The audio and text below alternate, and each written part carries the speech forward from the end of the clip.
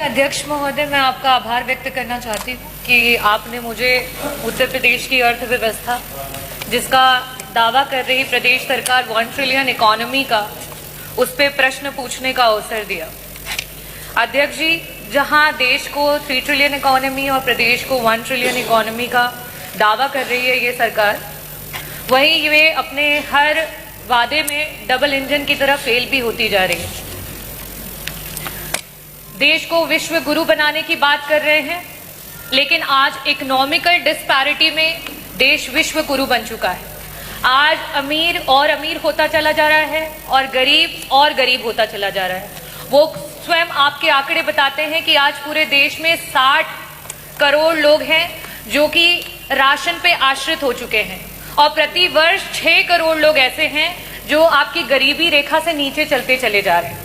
वही अगर हम मिडिल क्लास की बात करें, आरबीआई का आंकड़ा ये बता रहा है कि आज से 2010-2011 में जो एक मिडिल क्लास की आमदनी थी, सेविंग थी, वो जीएसडीपी का 25% हुआ करती थी और आज इस समय में 5.1% पर आकर के रह गई है। आज गरीब के पास कोई पैसा, आज मिडिल क्लास के पास कोई पैसा नहीं है उसकी पॉकेट में बचाने के लिए। वही अगर मैं बात करूं महिलाओं की, तो नियमित वेतनभोगी जो हमारी महिलाएं 22% थी, आज कहीं ना कहीं वो 22% से गिर के 16% पे आ चुकी हैं। हम 1 ट्रिलियन इकोनॉमी की अर्थव्यवस्था की बात कर रहे हैं, लेकिन हमारी 6 करोड़ की आबादी प्रति वर्ष गरीबी रेखा के नीचे चलती चली जा रही है। हमारी महिलाओं की नौकरियां जाती चली जा रही है, हमारे मिडिल क्लास का पैसा जाता चला जा रहा है। कहीं ना कहीं इस जुमले का शिकार पूरे प्रदेश का गरीब, पूरे प्रदेश का नौजवान, पूरे प्रदेश की महिलाएं और मिडिल क्लास हो रही है।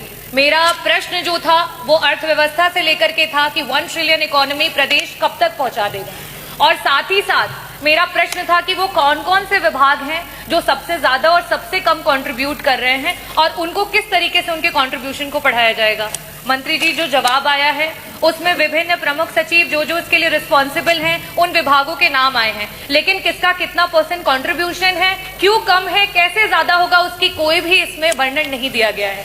मंत्री जी, जो डेटाज अवेलेबल हैं आपके और गवर्नमेंट के, उसके अनुसार एग्रीकल्चर डिपार्टमेंट, इंडस्ट्रियल डिपार्टमेंट और एम्प्लॉयमेंट, ये तीनों मिलकर के ही हमारी अर्थव्यवस्था को सुधार कर सकता है। और आज स्थिति ये है कि अगर हम पिछले वर्ष से अभी के ग्रोथ रेट की बात करें, अगर जिस ग्रोथ रेट से हम चल रहे हैं, आज से आगे वाले 20 से 25 सालों में भी हम 1 ट्रिलियन इकोनॉमी तक नहीं पहुंच सकते हैं। हमें 20% ग्रोथ रेट की आवश्यकता है और यहाँ हमारा ग्रोथ रेट 10% मीन अगर हम देखें तो सिर्फ वहां तक पहुंच पाया। मेरा आपसे प्रश्न ये है कि ये 1 ट्रिलियन इकोनॉमी के जुमले में जो हमारे गरीबी रेखा के नीचे जा रहे लोग हैं, उनको वापस से ऊपर उठाने के लिए सरकार की कोई नीति आने वाली है?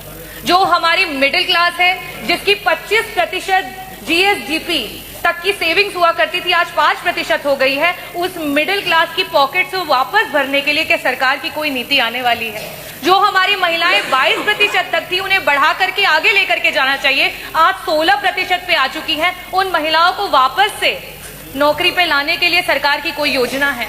और साथ ही साथ मंत्री जी, विभागों का वर्णन आपने तो नहीं दिया, मैं आपसे दूसरा यह सवाल करना चाहूंगी कि एग्रीकल्चर डिपार्टमेंट को 4 गुना काम करना पड़ेगा, हमारे इंडस्ट्री डिपार्टमेंट को 3.5 गुना काम करना पड़ेगा और एम्प्लॉयमेंट रेट को 4 गुना काम करना पड़ेगा। जब आप पिछले 2017 से लेकर के 2025 तक उस ग्रोथ रेट को नहीं कवर कर पाए हैं, तो आगे आने वाले समय में आप 5 साल का दावा कर रहे हैं कि 5 साल में आप 1 ट्रिलियन इकोनॉमी बनाएंगे, आप कैसे बनाएंगे? और मैं पूरी उम्मीद करती हूँ कि मंत्री जी जब भी जवाब देते हैं बहुत ही डेटाज के साथ देते हैं। मैंने जिस तरीके से जीएसडीपी का 25% का डेटा रखा है, महिलाओं का डेटा रखा है, साथ में गरीबी रेखा से प्रति वर्ष जिस तरीके से लोग नीचे आते जा रहे हैं उनका डेटा रखा है, मैं पूरी उम्मीद करती हूँ कि उस डेटाज के साथ ही जवाब मिलेगा। बहुत बहुत धन्यवाद।